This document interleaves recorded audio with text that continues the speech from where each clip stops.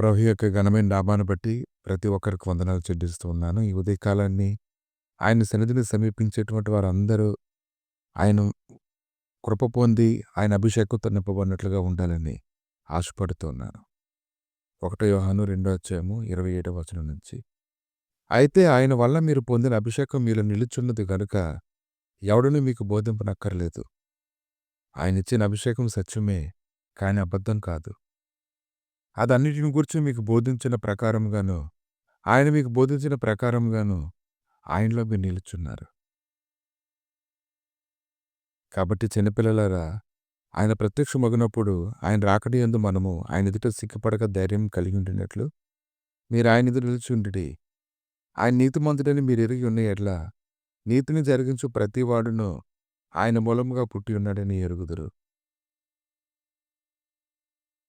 ఎంతమంది ఆయన కొరకు మాత్రమే జీవించాలని కోరుకుంటూ ఉన్నట్లయితే ప్రతి బంధకాలను, బలహీనతలను సిలువ వేయబడ్డాయని మీరు తెలుసుకోగలగాలి.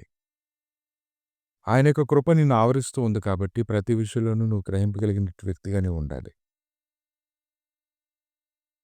కనుక అభిషేకం పొందినటువంటి వారందరూ మహిమ కలిగినటువంటి గొప్ప ప్రత్యక్షత కలిగి ఉంటారు.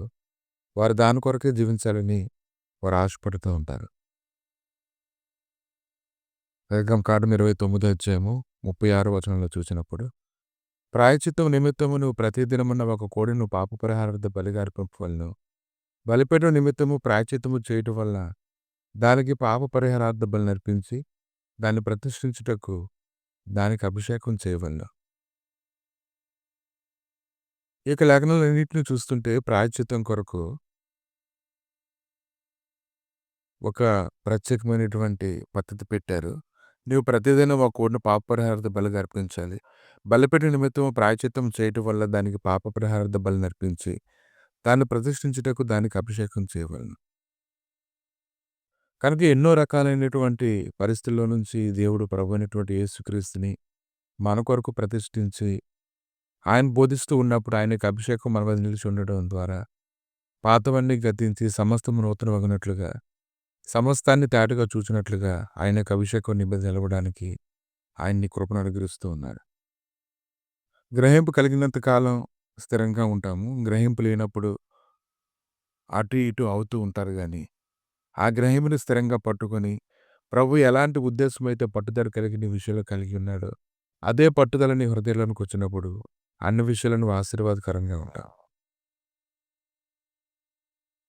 కనుక ఎంతోమంది పరిశుద్ధ గ్రంథాలు అభిషేకించబడ్డారు.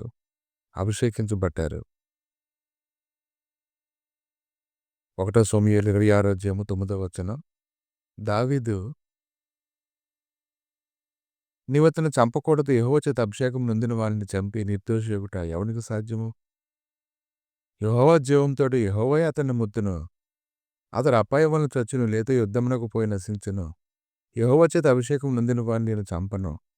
అలాగూ నేను చేయకుండా యెహోవా నన్ను ఆపును గాక. వీటన్నిటిని గురించి కూడా దావీదు మాట్లాడుతూ ఉన్నప్పుడు అభిషేకం విలువను గురించి అతను మాట్లాడుతూ ఉన్నాడు. అభిషేకం ఉన్నటువంటి వ్యక్తిని దేవుడు ఎలా చూస్తాడో తాను కూడా అలాగే చూస్తూ ఉన్నాడు. దాన్ని బట్టి ఒక వ్యక్తికి కీడు చేయకూడదని అతను ఆలోచన చేస్తూ ఉన్నాడు. కనుక అభిషేకం చాలా ప్రాముఖ్యమైనది. ఆయన బాప్తిసం తీసుకొని నీళ్ళ నుంచి వచ్చినప్పుడు పరిశుద్ధాత్మ అతని మీదకి పావురం వల్ల దిగి వచ్చుట మన లేఖనాల్లో మనం చూస్తూ ఉన్నాం. కనుక దేవుడు ప్రతి ఒక్కరిని అభిషేకించుకున్నాడు. కానీ అభిషేకం తమ మీద ఉందని దాన్ని తగినట్లుగా జీవించాలని ఒక గ్రహింపు కలిగినటువంటి స్థితి కొరకు ఎవరైతే సిద్ధపడుతూ ఉంటారో దాని కొరకు ప్రత్యేకంగా ఎవరైతే ఉంటారో అటువంటి వారు అందరి విషయంలో దేవుడు కృప చూపించి నడిపించడానికి ఆయన శక్తిమంతుడే ఉన్నాడు. కనుక ఈ ఉదయకాలాన్ని అటువంటి శక్తి, బలము, ప్రభావము ఆయనలో ఉన్నది కనుక ఆయన అభిషేకం నీ మీద నిలిచి ఉన్నట్లుగా నువ్వు ప్రార్థన చేసుకున్నట్లయితే ఖచ్చితంగా నీకు ఎవరో గ్రహింపు ఇవ్వనవసరం లేదు. కానీ ఆయన అభిషేకం నీ మీదకి వచ్చినప్పుడు అనేక విషయాలను నువ్వు గ్రహించుకోగలుగుతావు. అప్పుడు నువ్వు దేవుని చేత నడిపింపబడతావు. దేవుని నీతో ఏదైతే మాట్లాడాలని నేను నడిపించాలనుకుంటున్నాడో దాన్ని స్పష్టంగా నువ్వు ఎరుగుతావు.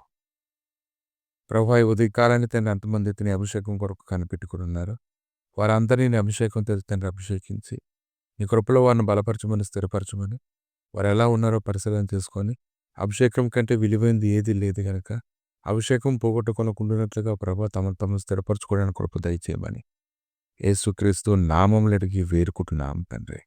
ఆమేన్.